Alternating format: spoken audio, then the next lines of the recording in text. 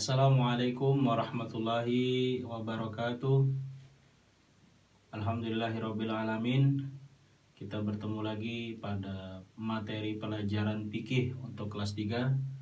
Perkenalkan, nama Ustadz Eko Budianto SPD, bisa dipanggil dengan Ustadz Eko.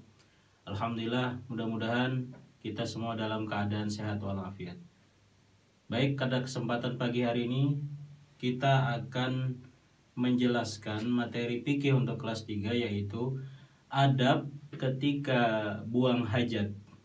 Ya, insya Allah kita akan membahas secara singkat apa-apa saja adab ketika kita hendak buang hajat. Ya, dalam hal ini seperti BAB, ya, di kamar mandi.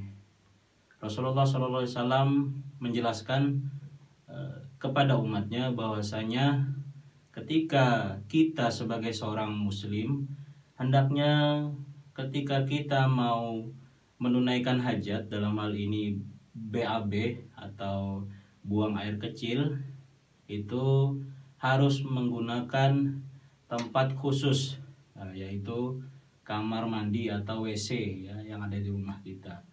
Nah, adapun adabnya ketika kita mau masuk kamar mandi atau WC, itu harus, ya, atau senantiasa membaca doa, ya. Doa ini diucapkan sebelum masuk, ya. Jadi sebelum masuk kamar mandi itu dibaca, bukan ketika masuknya, ya, tapi ketika sebelumnya. Berarti sebelum kita di kamar mandi atau di luar, ya. Nah, itu seperti yang diajarkan oleh Rasulullah SAW dengan membaca Allahumma inni a'udzubika minal khubusi wal khaba'is. Allahumma inni a'udzubika minal khubusi wal khaba'is. Ya, artinya, ya Allah, aku berlindung kepada Engkau dari setan laki-laki dan setan perempuan. Nah, ini ya anak-anak Ustadz sekalian, kalian amalkan ketika masuk kamar mandi. Dan jangan lupa adab selanjutnya adalah mendahulukan kaki atau betis sebelah kiri ketika masuk kamar mandi pertama kali. Ya, itu salah satu adabnya. Nah, sebaliknya setelah selesai, ketika sudah kita berbasuh, ya, sudah menunaikan hajatnya, keluar dari kamar mandi, hendaknya mendahulukan kaki atau betis kanan, ya. Nah, itu yang diajarkan oleh Rasulullah SAW. Kemudian ada juga doa untuk ketika kita sudah menunaikan buang hajat itu, yang dibaca juga di luar kamar mandi setelah keluar tadi, ya. Itu kita bisa membaca gufronaka, ya. Gufronaka, ya, pendek saja, ya. Nah, demikian itu yang bisa Bapak sampaikan pada kesempatan materi fikih pada sesi hari ini. Ya, selanjutnya kita akan memasuki sesi tanya jawab. Bismillah, Masya Allah, barakallahu fikum Ustadz Eko atas penjelasan pelajaran pertama, yaitu adab buat buang hajat. Masya Allah, begitu baik dan detail, barakallahu fikum. Mungkin untuk lebih jelasnya Ustadz, saya memiliki pertanyaan. Yang pertama adalah disebutkan di sini adab buang hajat. Apakah boleh kita menghadap atau membelakangi kiblat ketika buang hajat di tempat terbuka? Dan sebutkan contohnya tempat terbuka itu seperti apa? Nah, barakallahu fikum Ustaz. Barakallah. Baik, pertanyaan yang bagus, ya. Bahwasanya memang salah satu adab yang juga tidak boleh kita lupakan ketika kita buang hajat, ya, itu posisi, ya, posisi kita buang hajat itu tidak boleh menghadap kiblat dan memunggunginya atau membelakanginya. Jadi kita mengambil arah yang berlawanan, melintang, ya. Nah, misalnya kalau di Indonesia ini arah kiblat itu agak sebelah barat, ya, ke kiri gitu, ya, ke barat, agak miring sedikit gitu. Maka hendaknya ketika kita itu buang hajat itu mengarahkan posisi, misalnya posisi jongkok kita itu menghadap selatan atau utara gitu ya. Nah, supaya tidak termasuk kategori menghadap kiblat atau membelakangi kiblat. Nah, supaya apa? Supaya tidak sama gitu ya, tidak sama dalam posisi ketika buang hajat itu. Dan di alam terbuka sebenarnya kita bisa menunaikan hajat itu di tempat yang tertutup ya, artinya tidak dilihat oleh banyak orang ya. Contohnya seperti kalau di Arab itu di padang pasir, tapi ya ada ada tempat-tempat yang kemudian itu tidak terlihat oleh orang-orang banyak ya. Nah, kalau kita di kota seperti ini, insya Allah banyak saja tempat-tempat kamar mandi atau WC ya yang sudah praktis untuk bisa digunakan. Nah, ini kondisi-kondisi di mana memang tidak ada kamar mandi atau WC ya. Jadi memang harus tertutup, tidak boleh terlihat oleh manusia ya, karena kita kalau buang hajat itu pasti terlihat auratnya ya. Maka harus ditutup. Nah, itu demikian ya. Barakallahu fiik. Nah, Masya Allah, barakallahu fiikum Ustaz penjelasannya. Ada lagi, mungkin boleh bertanya lagi? Ya, silakan tafadhol. Seperti apa sih tempat-tempat atau bisa disebutkan tempat-tempat yang tidak boleh kita buang hajat di sana? Nah, ya. Tempat-tempat kita tidak boleh buang hajat itu adalah pertama tempat-tempat yang banyak dilalui oleh orang-orang ya, misalnya jalan ya, jalan ya, atau tempat ibadah gitu ya. Dan tempat-tempat yang dimana itu memang kita mensucikan diri gitu ya, seperti masjid ya, rumah secara umum ya. Jadi intinya buang hajat itu harus ada tempat khusus ya. Tempat khusus itu yang disebut dengan WC atau kamar mandi ya, sehingga kita tidak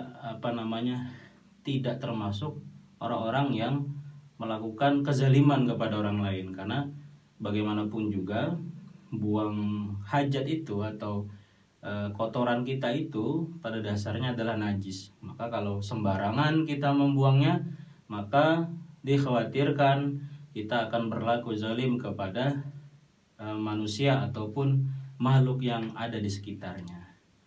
Mungkin itu. Masya Allah, barakallahu fikum. Waalaikumsalam. Jadi disebutkan tadi, jadi berarti hikmahnya itu kenapa kita tidak boleh buang hajat di tempat-tempat tersebut, karena dapat mengganggu manusia ya Ustaz?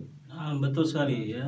Jadi kita tidak boleh berlaku zalim kepada orang lain, termasuk dengan buang kotoran kita itu sembarangan ya.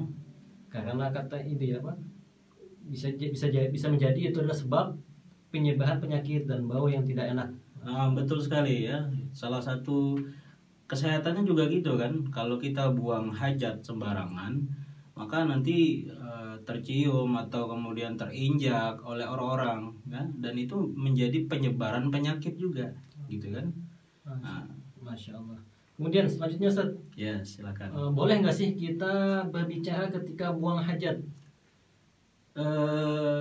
Tidak boleh ya, tidak boleh ya. Lebih baik kita diam ya, tidak boleh kemudian kita membuat gaduh ya, apalagi berbicara gitu. Dan sunnahnya memang tidak berlama-lama di kamar mandi ya, menyegerakan menyelesaikan buang hajat itu, membersihkan diri dan keluar dari kamar mandi, seperti itu. Masya Allah.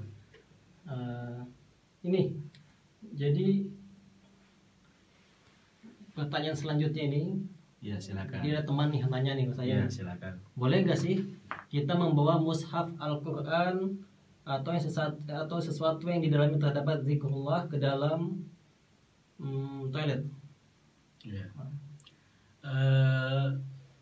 Seharusnya tidak dibawa ya, atau dalam arti tidak boleh kita membawa mushaf Al-Quran ya ke dalam kamar mandi karena itu adalah tempat khusus di mana kita membuang kotoran atau berbersih-bersih.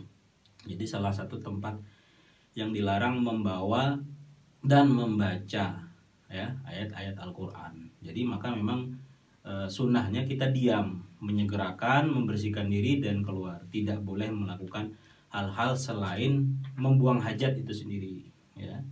Jadi tidak boleh membawa mushaf Al-Quran ya, atau kiroah di dalam WC, itu tidak dibenarkan, karena itu salah satu tempat yang memang khusus kita hanya untuk membuang hajat gitu. Nah, demikian Islam menjelaskan hal-hal tersebut. Masya Allah. Oh ya, selanjutnya ada pertanyaan terlewatkan tadi. Ini pembahasan buang hajat di tempat terbuka. Bagaimana sih cara kita menutup aurat dari pandangan manusia ketika di ruang terbuka? Ya, pertama ketika memang tidak ada tempat untuk kita membuang hajat, yang ada hanya tempat terbuka, maka bisa kita buang hajat itu di tempat yang memang tidak banyak orang melihat.